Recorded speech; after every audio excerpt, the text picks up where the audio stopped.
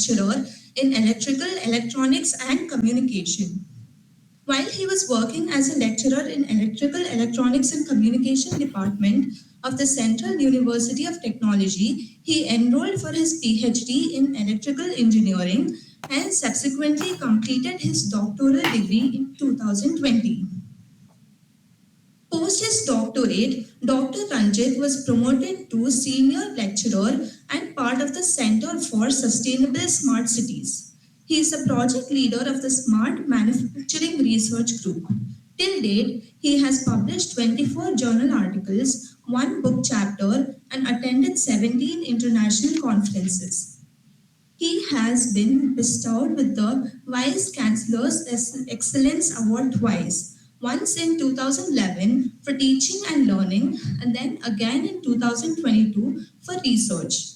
In addition to his research work, he is the reviewer for Elsevier Robotics and Computer Integrated Manufacturing.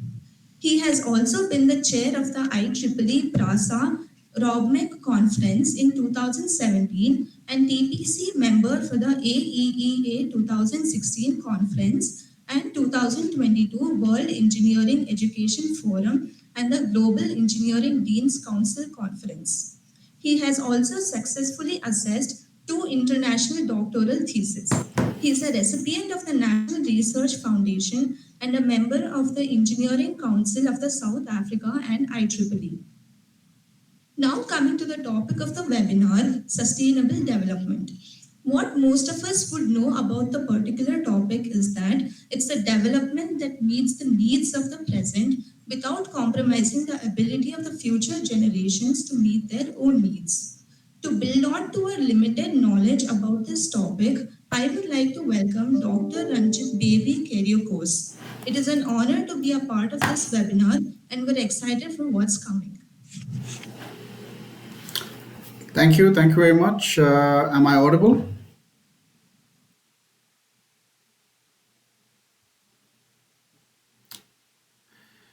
Good morning, everyone. Am I audible to the audience?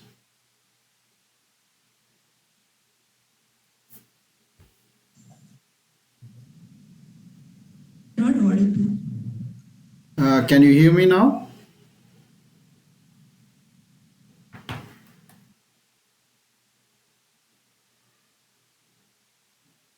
Can you guys hear me?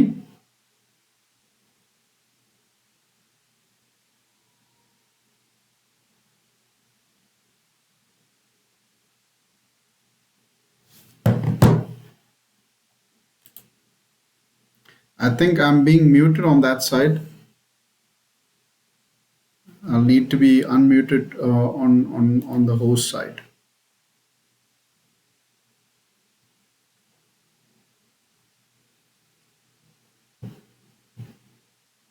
Hello എടോ എന്നെ mute ചെയ്തേക്കൊന്നു അവിടെ എന്റെ mic ഓണാ എനിക്ക് തോന്നുന്നു host സൈഡിൽ mute ചെയ്തേക്കുമെന്ന് തോന്നുന്നു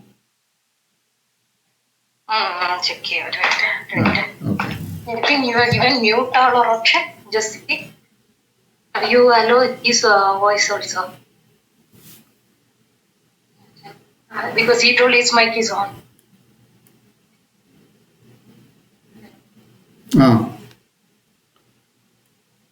Speakers here.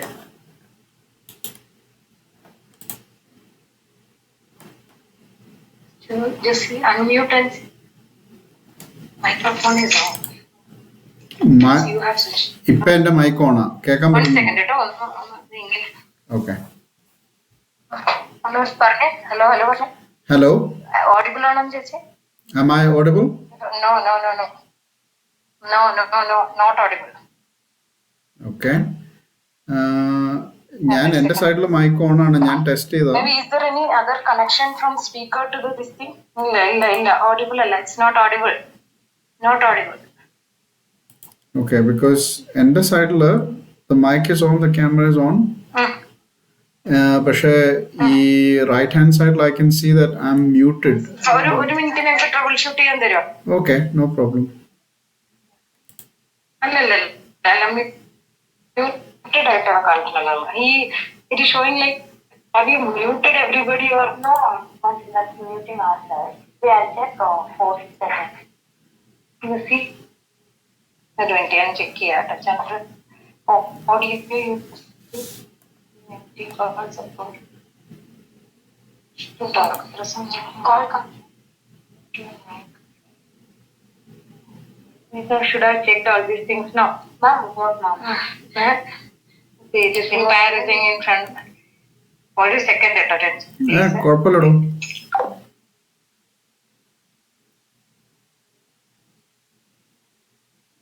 Hello.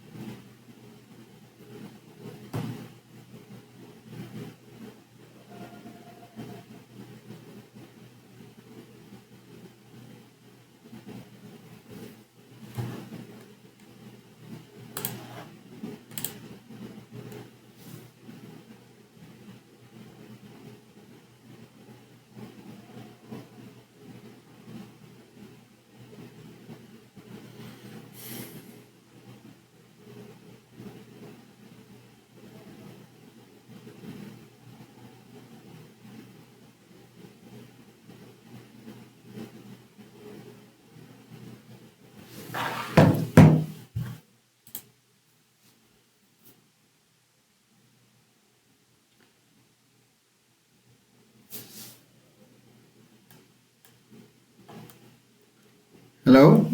Am I audible now?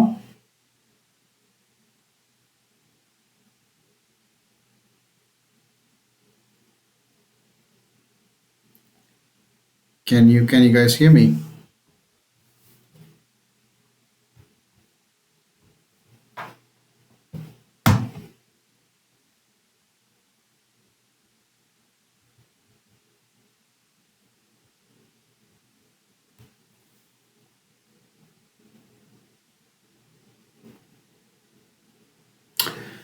Okay, I've got confirmation that you guys can hear me on that side.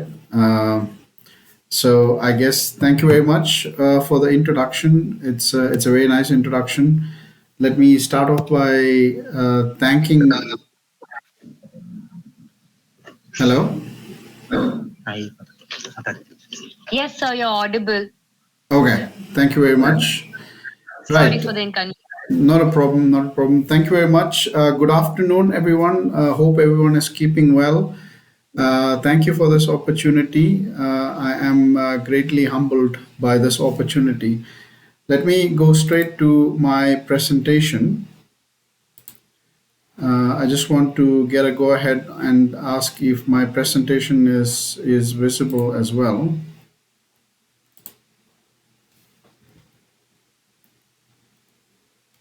Just want to go to the window.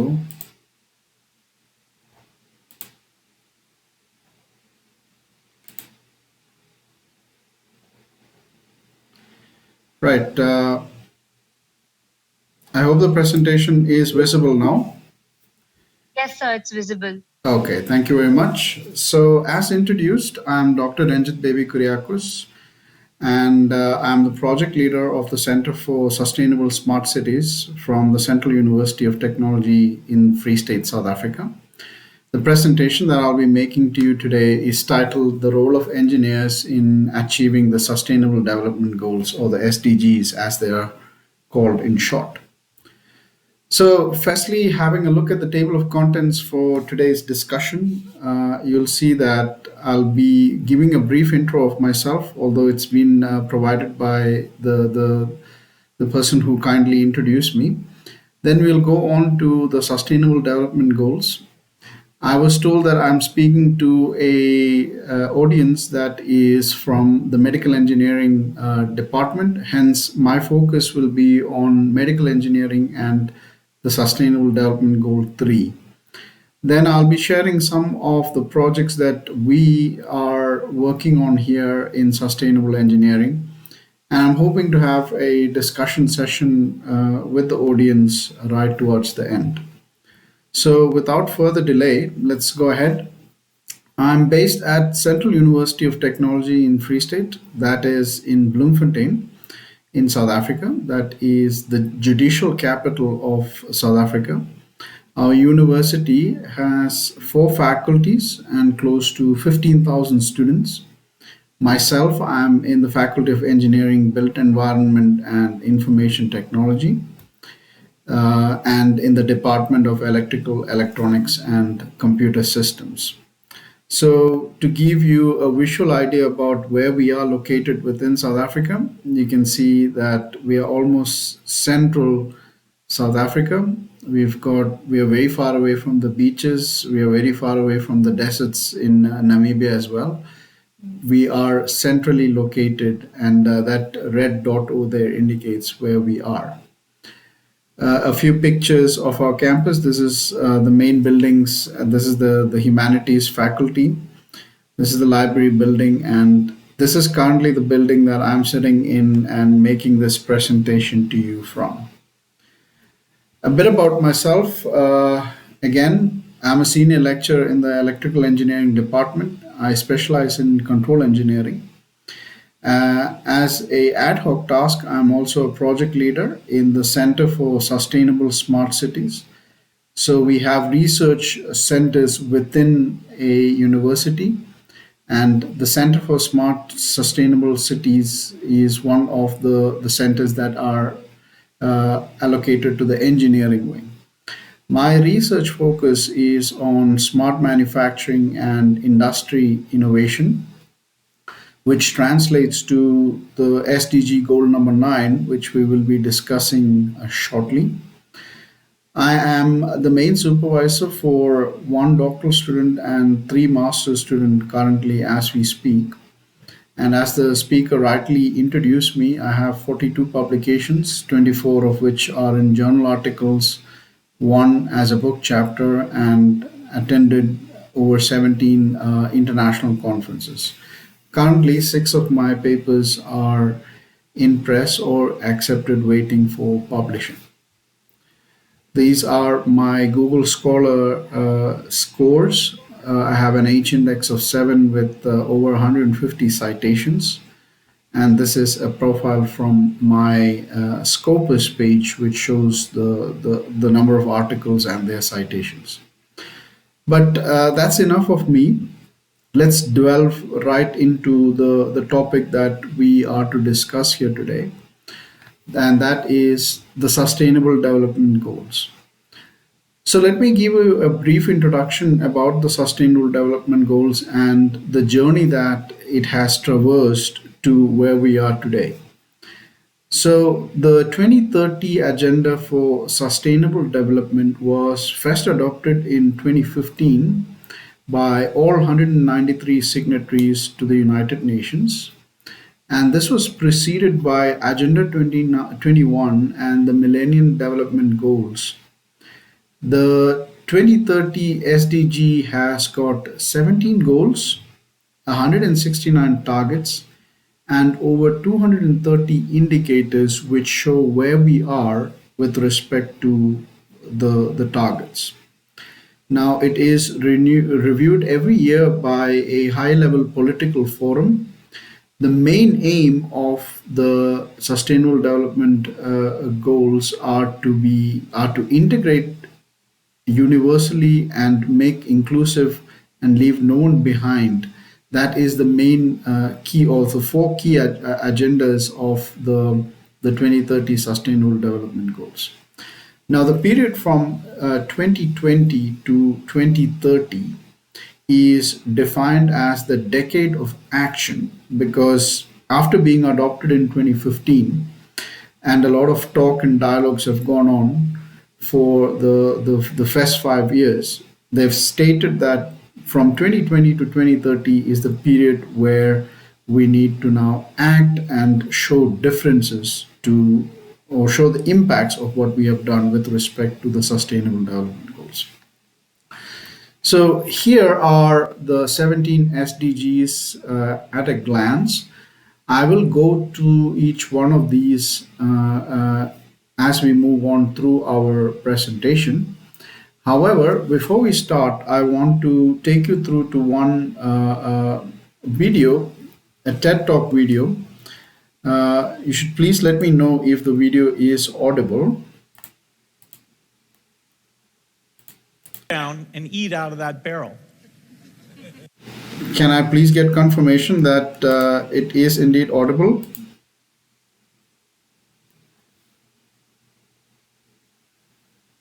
Yes, sir, it's audible. All right, thank you.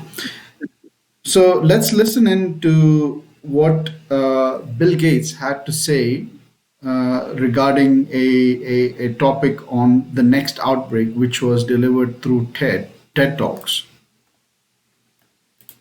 Of global catastrophe doesn't look like this. Today, the greatest risk of global catastrophe doesn't look like this. Instead, it looks like this. If anything kills over 10 million people in the next few decades, it's most likely to be a highly infectious virus rather than a war. Not missiles, but microbes. Now, part of the reason. Right. Am I still audible? Am my voice coming out clearly there, that side? Yes, sir, you're audible. Okay, great. So the reason why I shared this video with you was for two main purposes. Firstly, the COVID-19 pandemic has had a very severe impact on how we as humans live, and it has changed our lives to a very large extent on our outlook to life as well.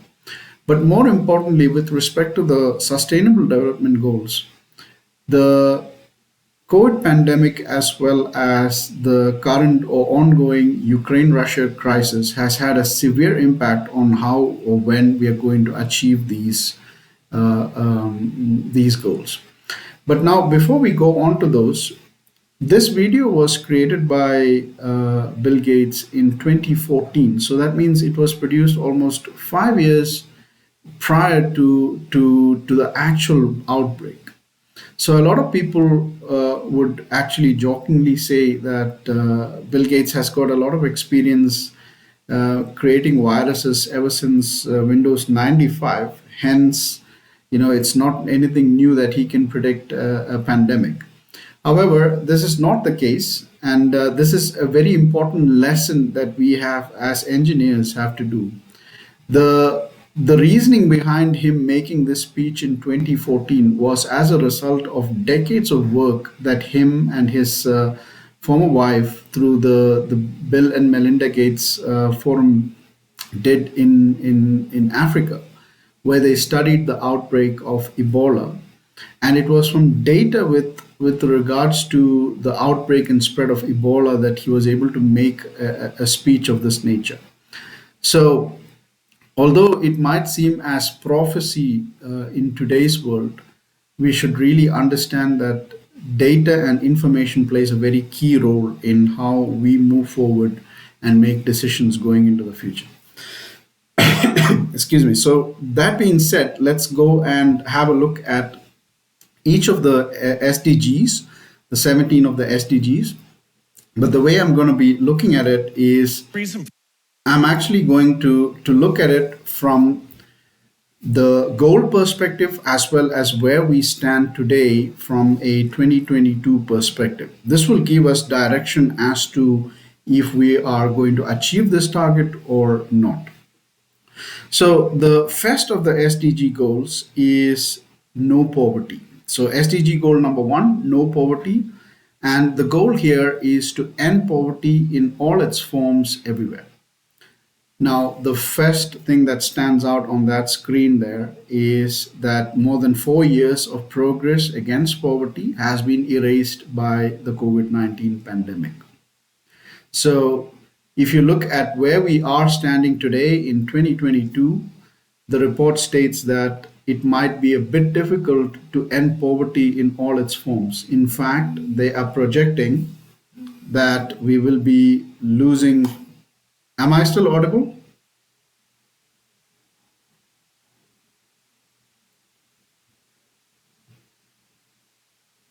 Hello? Am I still audible?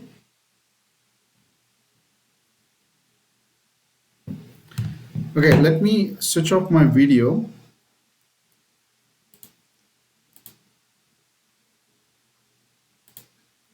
So you are audible.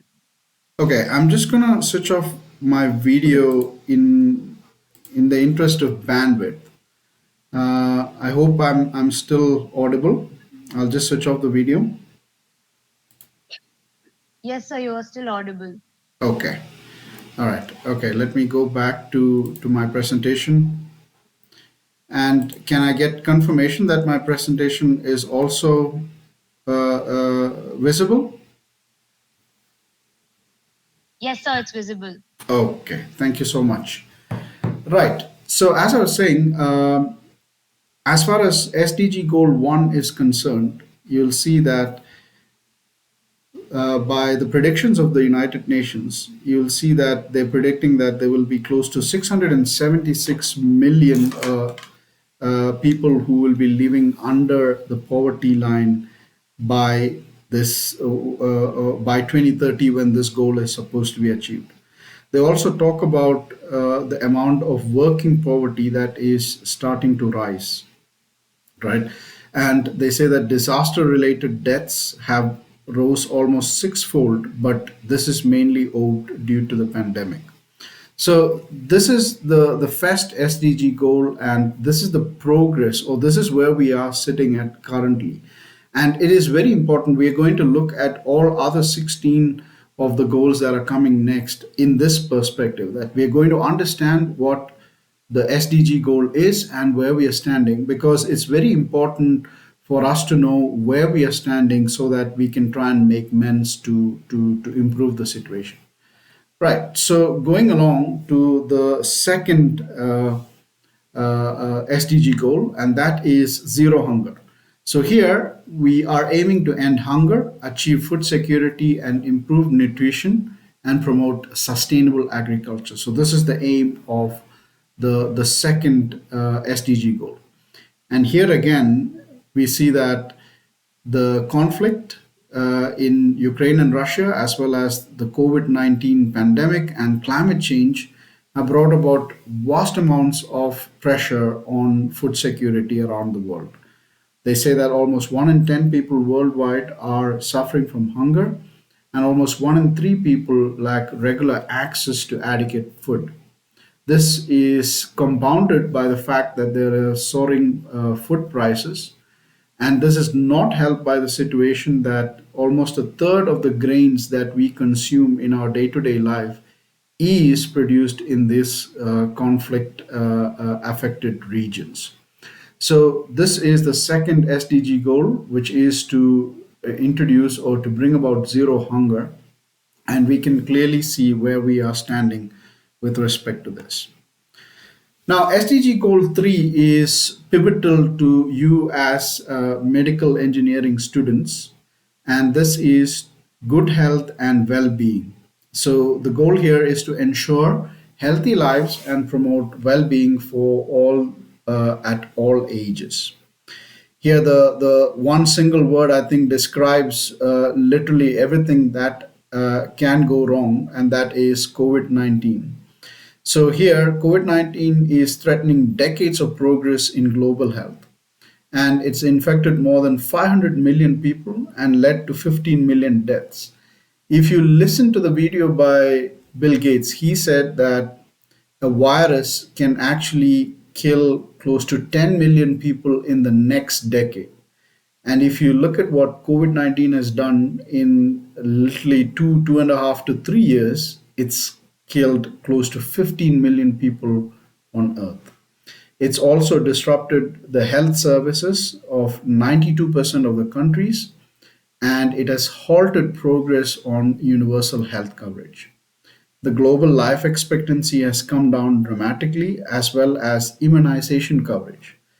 Close to 22 million kids that were born during the pandemic period were not able to get their basic vaccines.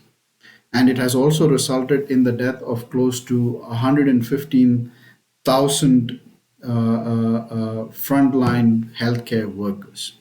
It's also seen a rise in the deaths related to tuberculosis and malaria.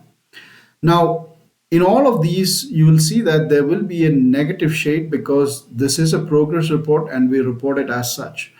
But the idea here is not to actually drive you into a negative sentiment, but rather to see opportunity in all these and see how we can actually make a change. That is the whole aim here, right? So, with that said, let's move on to the next goal, which is SDG 4, which is ensuring quality education. So, here, ensuring inclusive and equitable quality education and promote lifelong learning opportunities for everyone.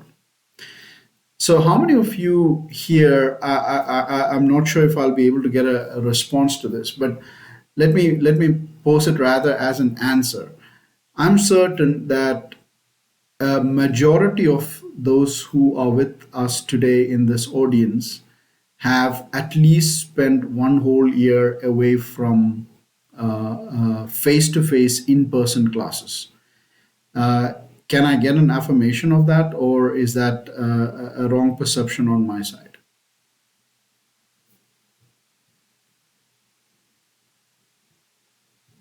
Right. So I think we can safely agree that a lot of the people here did miss one good portion of their classes, right? And this is happening at a very wide scale. I know for a fact that my university closed face-to-face classes from March 2020, and we only got back to actual face-to-face classes in this semester of 2022. We had some form of classes in 2021, but not full contact sessions. It's only in the second semester of 2022 that we actually returned to full classes. Now, what is the impact of such an action? You can see that close to 24 million students might never return to school as a result of this break. Far worse is inclusivity and equity among learners. This was one of the biggest challenges that we saw in our university, that when there was the sudden shift from face to face classes to online classes, at least initially, there was a lot of struggle in people getting devices or equipments that would be suited for online education. So, this has actually entrenched the inequities in education and they've worsened during the pandemic, right? In saying this, we should understand that there's been a tremendous improvement in the infrastructure globally that has been provided to building schools or electrifying schools and even having access to computers. So this is all enhanced vastly, but once again, you see that COVID has indeed driven down the positives and actually highlighted the negatives. Now, the SDG goal number 5 is one I think which speaks to gender equality, and I think it aims to achieve gender equality as well as empower all women and girls. And I think it is pertinent at this point to say that we don't need statistics to understand that we haven't met this specific goal. I think you see news daily, international as well as national news, that is making the rounds, and we know that we are not protecting the women and children around us. The United Nations has actually put that into statistics, where they say that whenever there is a contestation between women in politics, or be it in industry or in academia, whichever space you're looking at it, you'll see that there is a gross underrepresentation of women. They see that more than half or 40% of the people that lost their jobs during the pandemic were actually women in that response. They also say that in your national parliaments, if you look at the share of people that occupy the parliament spaces, you'll see that it's only a quarter of the women that are represented globally, right? So we can actually say that we, as men, have not done justice to gender equality and empowering women and girls around us. So this is definitely staring right at the faces of all humanity, and more especially men. Going on to SDG number 6, that is to ensure clean water and sanitation. We have to ensure that there's an availability and sustainable management of water and sanitation for all. So this is the goal. But unfortunately, we see here that 85% of the planet's ecosystems, or water related ecosystems, are or have already been lost. 3 billion people drink water that they cannot assure quality of. 730 million plus people live in areas where there is a severe water strain, and this goes right about the board for drinking water, sanitation, as well as basic hygiene. So our water resources are under serious and severe threat as far as this report is concerned. Going on, SDG number 7 is to uh, ensure affordable and clean energy, right? So this here is to ensure access to affordable, reliable, sustainable, and modern energy for all, right? We'll see here that the problem is that although we have seen that there has been a great uptake in renewable energy resources, we see that this has not caught up with the actual pace. You see that 17% of the world's energy is renewable. However, this means that close to, or more than 80% of the energy that is generated is from non-renewable energy sources. Right. So going on, SDG 8, it is to promote sustained, inclusive, and sustainable economic growth. Here again, you'll see that the global unemployment figures, coupled with the rising inflations and the impact of COVID, has affected this in a negative manner.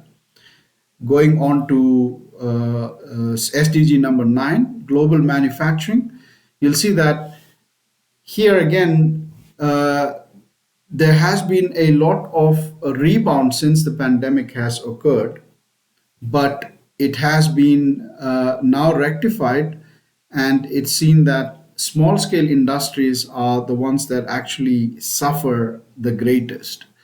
So here again, you see that high technology industries, they are far more resilient as opposed to lower technology industries. Am I still audible?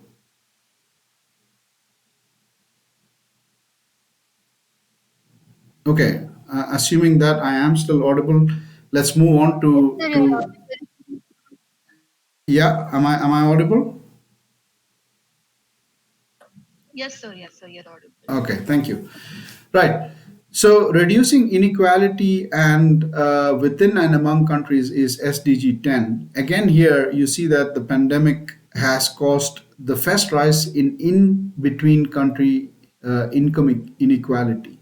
So as a result of the pandemic, you'll see that a lot of the rich have indeed got richer, while those who depend on wages or daily wages have actually lost out and have become poorer as a result. So this has resulted in inequality within countries. Going on to 11, that is to making cities and human settlements inclusive. You'll see that as urbanization kicks in, a lot of people move from your rural areas to your urban areas. However, you'll see that this brings in challenges such as the collection of solid waste as well as ensuring proper housing. And I think a problem that you in Bangalore can definitely attest to as pollution. It says that 99% of the world's urban population breathe in polluted air, right? So this is definitely a challenge. Then going on to 12, this is to ensure sustainable consumption and production patterns. Here again, we see that we are heavily reliant on the natural resources and actually causing, and this heavy reliance on natural resources is causing a severe strain on climate as well as biodiversity and increasing the pollution that we are exposed to. Right. Now, number 13. Number 13 is regarded as the code red warning by the United Nations Sustainable Development Goals. And here it says that taking urgent action to combat climate change and its impacts. And it says our window to avoid climate catastrophe is closing in rapidly. And this is very evident, I think, if you look at our own neighboring states, you'll see that occurrences of floods, occurrences of drought, these are very common and almost an annual event which is unavoidable. So the window that we have for avoiding a climate catastrophe is closing in very quickly. Goal number 14 is to conserve and sustainably use our oceans. This has not been done because our oceans, which is the planet's largest ecosystem, is endangered. There are problems with regards to ocean warming, acidification, and overfishing, which has resulted in this largest ecosystem of Earth having problems in maintaining itself. Again, going on to 15, which is protect, restore, and promote sustainable use of terrestrial ecosystems due to deforestation and incidents such as poaching. We see that 90% of the global deforestation is due to agricultural expansion. And as a result of this, we see that we are losing a lot of the terrestrial ecosystems of our land. Then number 16 is to promote peace and inclusive societies. I think the Ukraine Russia conflict and the tensions that we have between the East and the West is a clear sign that we are very far away from reaching the global peace initiatives that we are trying to achieve. As far as 17 is concerned, which is the last one, it says strengthen the means of implementation and revitalizing the global partnerships for sustainable development. You see that with the increase in interest rates, there is a high intake in debt. As a result, you'll see that a lot of this has not been indeed achieved, although you'll see that there is what is known as a post-COVID recovery, which is actually picking up. One of the good news is with the result of the pandemic is that there has been an uptake in the number of people that are using the internet. Right. So now bringing this to the medical engineering perspective, and I will take it on a bit more pacier level from here. So the aim of the SDGs was to create a shared blueprint for peace and prosperity for the people and the planet now and into the future. Now, if you had a look at all 17 of these SDGs, and I urge that everyone have a look at them closely, you will see that engineers are at the core of achieving all these SDGs. And as far as medical engineering is concerned, you'll see that it has a direct impact on SDG 3. I'm not restricting it to SDG 3, but my notion is that you'll have a great deal to contribute. Now, why do I say this?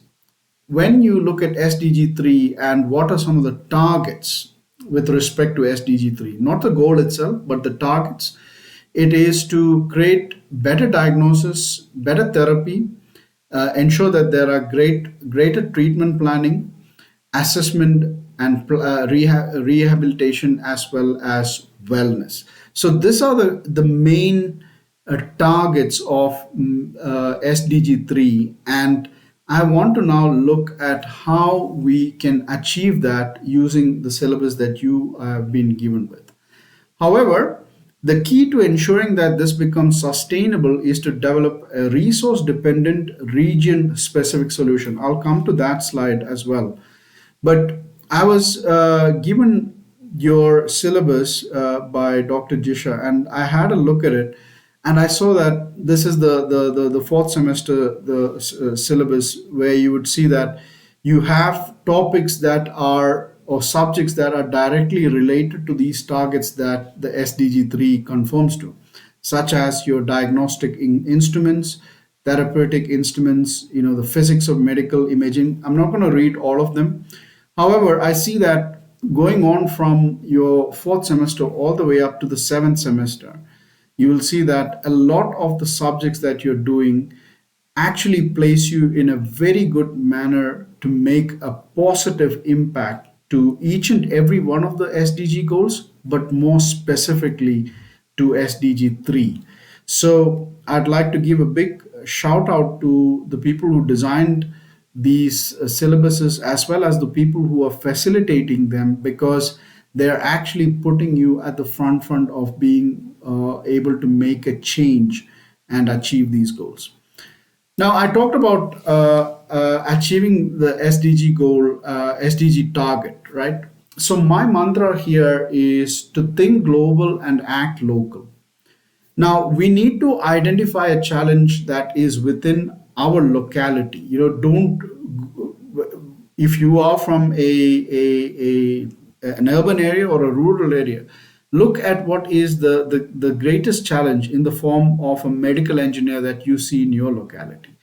Do an extensive research into how this challenge is tackled globally, but then localize a solution which is the most suited to this region, the community, and the environment, while keeping in mind cost and effectiveness.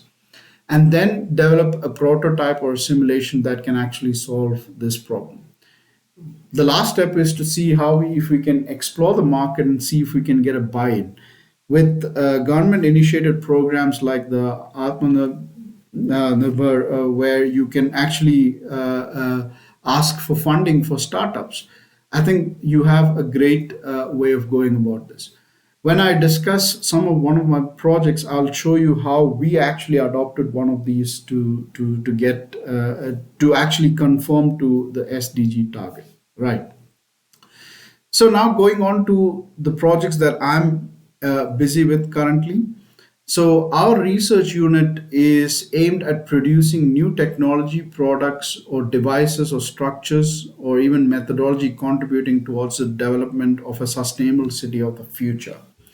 So I'm involved in 4 projects. The first 2, smart manufacturing and digital twin design, are projects that I'm heading.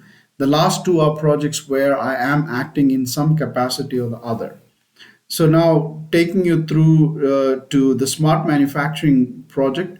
So this project, although it is under SDG 9, which is your innovative industry, it was initially set up to where we identified that there is a huge problem with drinking or clean water in a community that stays around 50 kilometers from our university. So we've set about a automated plant which can actually deliver bottled water to the community. So I just want to run this quick video which will show the operation of the plant that we have. So as you can see here, the station, it has 3 smart manufacturing plants. So they are automated. They collect an order through a cloud application. So you enter into cloud manufacturing. And once the order has been processed, the bottles come to each of these stations. They get filled, they get capped, and then we are now in the last phase where we are looking at what is known as last mile logistics. How do you now deliver this to a specific area without the actual consumer coming to the spot? So this is a project that we have developed, and we are doing quite a lot of research as far as this project is concerned. The second project that we are involved in, which speaks to SDG 2, or bringing about zero hunger, is one where we are looking at setting up a digital twin for a farm. So, this here at the bottom is a sheep farm that the university holds. It is the agriculture department under the health faculty.